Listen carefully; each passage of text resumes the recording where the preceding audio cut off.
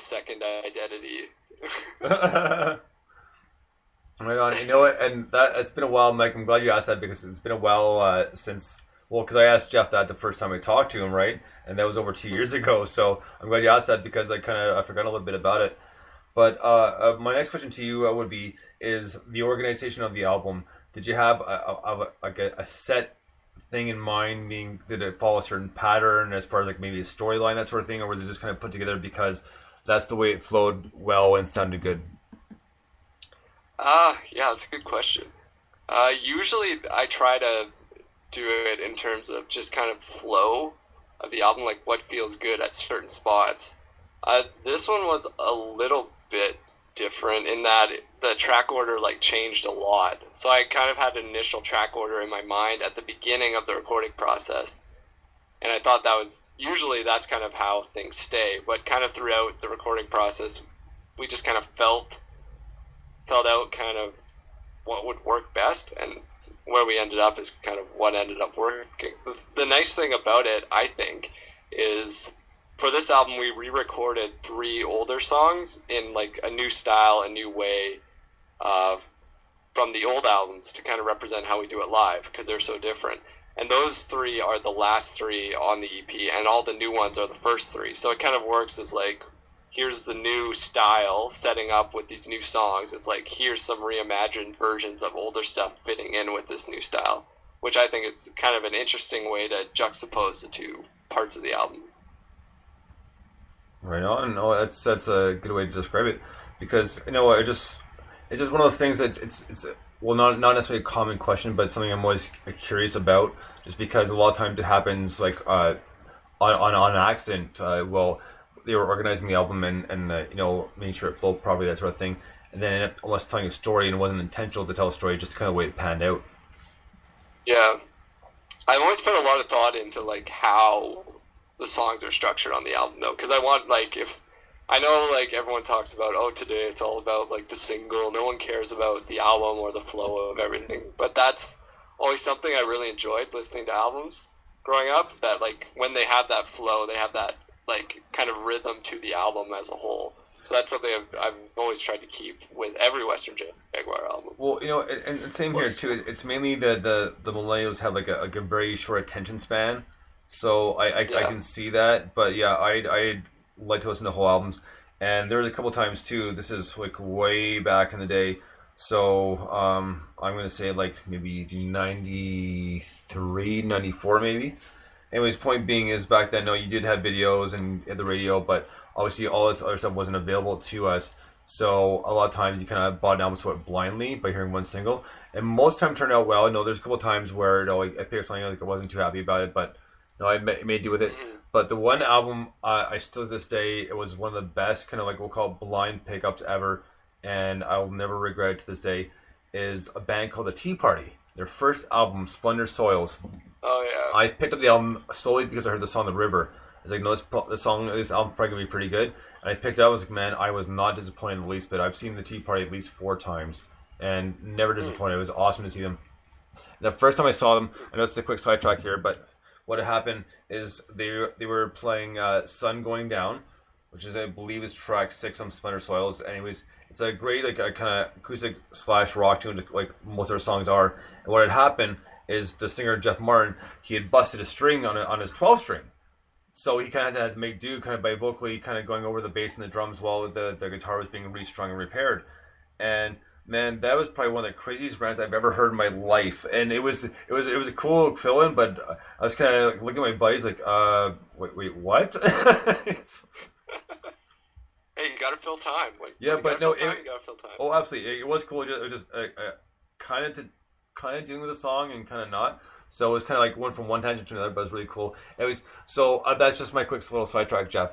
So we're gonna get to another song off the new album. This one's called Lake Placid. Dig this, Western Jaguar.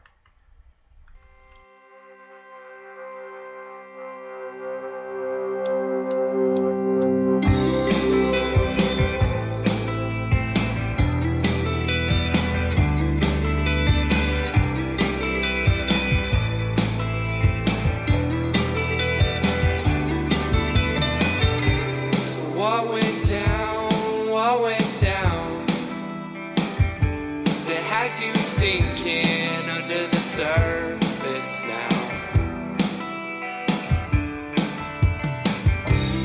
Don't you know, we're all just dying out in an afterglow. An afterglow.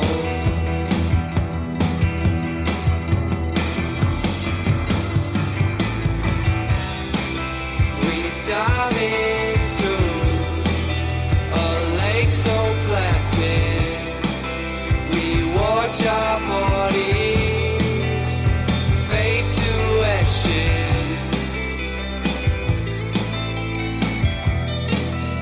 Fade to ashes.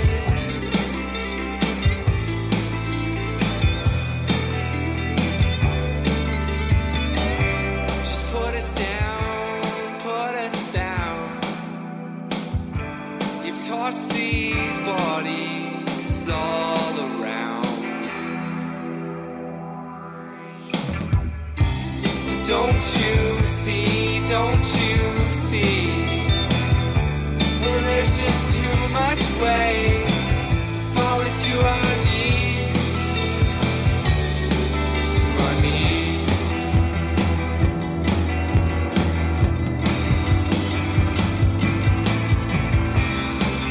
We dive into a lake so placid. We watch our bodies fade to ashes. A gentle kiss from lovers we hold. Maintain the balance. They're as precious as gold. We bury our hearts. We strain our hearts. But why do we?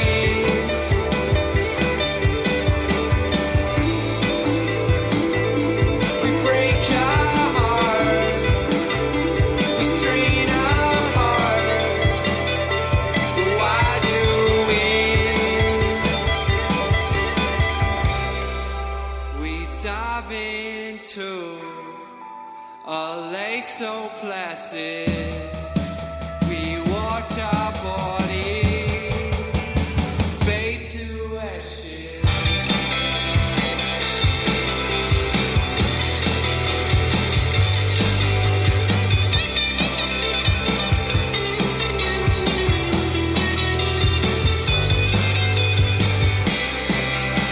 Dive into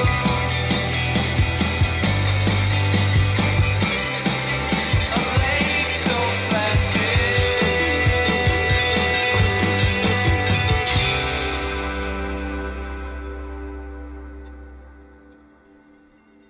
Right on, Lake Placid, Western Jaguar. And man, you know what? That song, like, I really dug. I guess it had the puppy, but kind of, we'll call it more, kind of not quite a hardcore feel, but had like just a bit more of a higher tempo. And the last little bit, you know, had kind of sound like to me like kind of old school, kind of late 50s, early 60s sounding guitar. It was a really good song. Like, I really enjoyed it. Yeah, I think that's our collective favorite song as a band. And the weirdest thing is we always play it first at shows, so like we like just put it out there, and then we're like, all right, we played our favorite song, and we like chill out. Like, we don't have to worry about it coming up and screwing up the one we actually really like. You know what? And the other thing, Jeff, too, is just the name itself reminded me, just because growing up in Montreal, you know, you get the US TV, and stuff like from Vermont, stuff like that. And you know, it always so come to Lake Placid, you know, like, and that's the first thing that kind of popped in my mind because of the old commercials, like, or Burlington, and that's where New York, right? So yeah, I don't know where that came from, like this idea of like we dive into a lake so placid. I don't know where a lot of this stuff comes from. It's like just these ideas rattle around in my brain. Oh, fair enough, man. But you know, it's cool though, and that's where some of the best ideas come from, especially when they just kind of pop out. It's like, you know what, that's a good idea. Just question whether you can remember it or not is the big thing, right?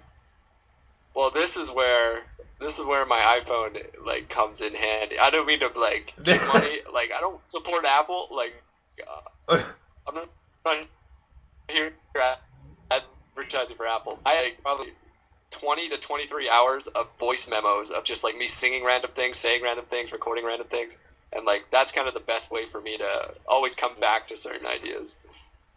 You know what? It's funny that because I use the voice memo too and the notepad, and I also have I have the notepad, yeah. Yeah, and I also have a free MP3 recorder app, and it's called Voice Recorder Pro 1, and I use it a lot too for pretty much the promos for the show, and it works very well, and I've used it to kind of separate and make like new intros, because every once in a while I'll change up the intro, not the actual intro song, which by the way Mike put together, and we were kind of fiddling around with a few, but he came up with that one. I shouldn't say he did, and but for the beginning we used different stuff from time to time, like, and recently it's been a lot of Archer and just like your authority's not recognized here in Fort Kick-Ass, and just recently I had the nut rubbers from the Bob's Burgers episode. I have not seen that episode of Bob's Burgers. Well, it's Archer, but he's Bob in Bob's Burgers because H. John Benjamin does both voices. So yeah. Either way, but yeah, I mean, so it's fun that way too, and it's nice to kind of change things up and just kind of I guess not drive the point home. That's wrong kind of wording there, but just kind of get your musical kind of point across that people kind of get a good feel from it, and especially for a song like this, especially if it's your favorite song as a collective, they'll pick that up eventually, just because those are usually the songs that are altered a bit, meaning like live you may hear it a little bit longer, add extra soul in, sort of thing. So, and are you guys doing that like right now, or is it kind of maybe possibly in the works? In terms of what? For the live show, are you guys gonna kind of playing around with it a little bit, like maybe making it a little bit longer, throwing an extra solo, that sort of thing? Not that one specifically. We do it on the last track of the album, Blackfoot. We do like a really extended outro of that, where we kind of like strip it all down and then build it up, and that's kind of the last song we usually play in our set, and we just kind of end it in like, typical rock star style, like you got all your pedals on, all your delay, all your reverb, all your drive, all your fuzz, and you're just like letting things ring out, and then you pretend like you're actually cool when you're actually not, when you're playing to 10 people and you walk out of there with the feedback ringing. That's awesome. And then you never get invited back because you walked out of there with your feedback ringing. You've got to play every show like it's Rock in Rio, though, haven't you? Otherwise, what's the point? Literally, my guitar player, Kier, he always says that. He's like, I don't care if there's like 2 people there or like 200,000. He's like, I'm going to like rip. I'm like, okay, man. That's why he's the best. He's like motivates us. I love that. I think that's the right mentality. Like, we played, we did a show years ago, or a few years ago, where it was a Sunday night, and it was like a young performers showcase, and they wanted what they called a real band to play at the end. So these kids were brilliant. Like, the youngest one there was 9, and she had the most incredible voice. And they were really, really talented people. And they wanted to, it was all about encouraging young musicians. And like I said, they wanted the band to play at the end to, almost as an aspirational thing. God knows why they chose us. But we were very grateful for the opportunity.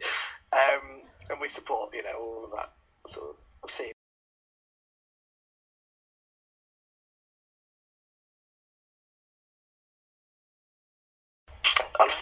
Unfortunately, it was all running very late, and because it was at mostly cool, most people. So it was literally us playing to our girlfriends in the bar, and we just been there, like 100%. Yeah. We just thought, well, screw it, let's just go nuts. And we went absolutely crazy, and people started walking in off the street, and we got them up on stage, and we started doing covers and got them to sing "Rockin' in the Free World" and stuff like that on stage. Good Canadian song there. Yeah, and we had these random people that had they weren't looking for a band, they were looking for somewhere to have a drink, being in the band. And sometimes it works out like that, but equally I've played shows where no one's there at the beginning and no one's there at the end. But if you don't play it like it's Wembley, you're kind of doing yourself a disservice.